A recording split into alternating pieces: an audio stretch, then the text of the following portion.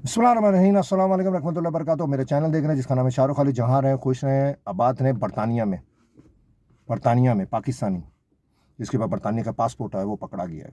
हो सकता है उसको सख्त से सख्त अब सजा हो, क्योंकि उसने एक डेटिंग ऐप का जो है वो गलत इस्तेमाल किया। यानी कि एक लेडीज़ की तस्वीर लगा के, उसकी फेक आईडी बना के मर्दों को मैसेज किया कि मेरा आके रेप करो मेरे घर पे। अब हुआ ऐसा क्या कि वो मर्द जो पाकिस्तानी है, जिसका नाम जो है वो फ़ाद हुसैन है, कि उसने ये कदम उठाया। इस वक्त वो पुलिस के हिरासत में, उसको हो सकता है कि उम्र कैद की भी सजा हो जाए। फ़ाद हुसैन की मुलाकात होती है बरतानिया गोरी से, लड़की से 2024 में। इनका रिलेशन बनता है, लेकिन वो ज़्यादा अरसे नहीं चलता, क्योंकि फ़ाद हुसैन बहुत ज़्यादा अग्रेसिव होता है, गुस्से का तेज़ होता है और शक्की मिजाज होता है। हर बात पे शक करता होता है। यहाँ तक कि लड़की का एक दोस्त आता है घर पे, तो ये 2 घंटे तक बाहर जो है सिर्फ पहले बजाता रहता है।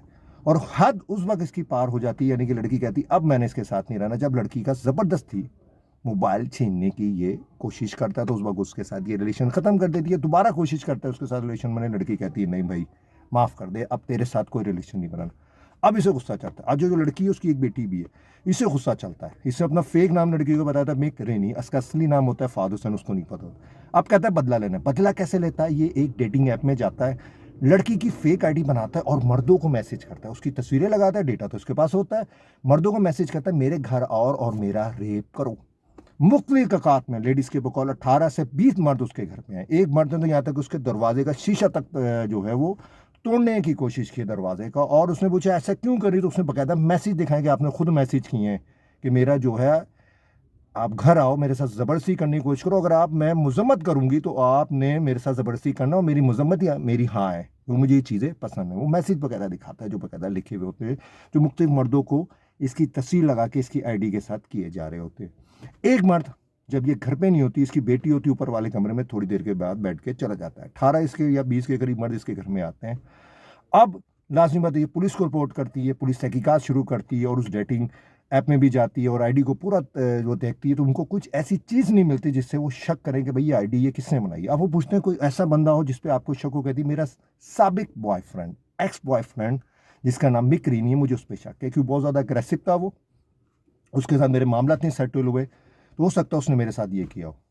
जब वो नाम लाज़मी बात है बरतानिया में डेटा वगैरह निकालते हैं, तो उनको मिक नेमी नाम का, मिक रीनी नाम का कोई बंदा नहीं मिलता, क्योंकि उसका इसका असली नाम तो फ़ाद हुसैन होता है।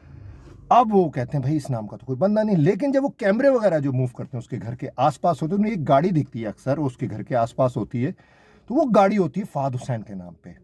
जब आगे तहकीकात होती तो लड़की कहती हाँ ये फ़ाद हुसैन जो है, उसका नाम मुझे मिक रेनी इसने नाम बताया था, ये बंदा मेरा एक्स बॉयफ्रेंड है।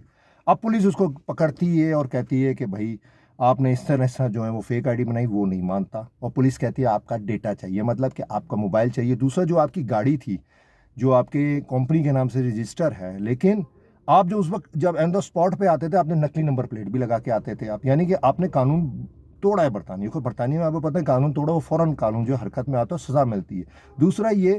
दूसरा ये कि जब उससे पुलिस उसका डेटा मांगती है, मोबाइल का पासवर्ड मांगती है और डेटा जीमेल आईडी वगैरह एवरीथिंग मांगती है, वो देने से मना कर देता है। 7 से 9 दिन तक ये केस चलता है और उस वक्त फैसला ये किया जाता है कि इसको जो है वो जेल भेज दिया जाता है। और अभी भी ये आगे केस चल रहा है और वो हतमी जो फैसला है, आई थिंक हो सकता है इसको सख्त से सख्त सज़ा दी जाए। लेकिन 8 से 9 दिन जो है इसका ये केस चला है और उसको जेल भेज दिया गया, क्योंकि इसने जो है इसने अपना पासपोर्ट नहीं दिया, इसने अपना डेटा नहीं दिया कोई भी, और इसने देने से इनकार कर दिया है।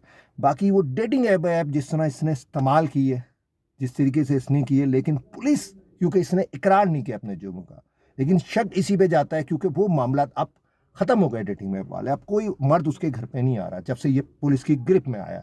तो पुलिस को शक यही जाता है कि यही था, क्योंकि पहले रिलेशन में उसकी साबिक थी, उसकी तस्वीरें, उसका डेटा था, इसने तस्वीरें लगा के बाकायदा घर पे बुलाता था कि मेरे साथ आप आके ये करें। और अब आप ये बताएं कि डेटिंग ऐप के थ्रू इस तरह की कैसे रोकथाम हो सकती है, कि डेटिंग ऐप के थ्रू जो है किस तरह के अब काम शुरू हो रहे हैं और किस तरह उसने एक लेडीज़ की फेक आईडी बना के उसके घर मर्दों को बेचता था। कि आज के लिए इतनी बात, दुआ में याद रखिएगा। अस्सलाम वालेकुम रहमतुल्लाहि व बरकातहू।